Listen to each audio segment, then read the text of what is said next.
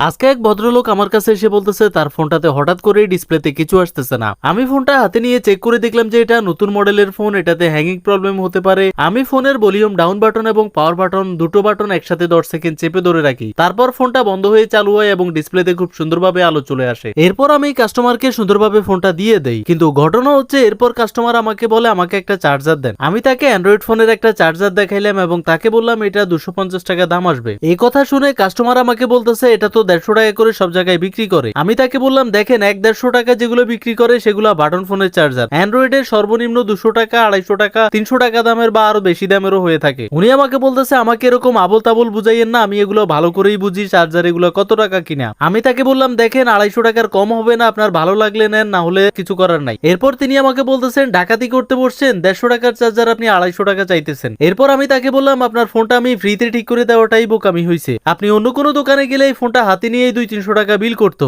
এরপর তিনি চার্জার তো নিলই না, অনেক কথা শুনিয়ে গেল।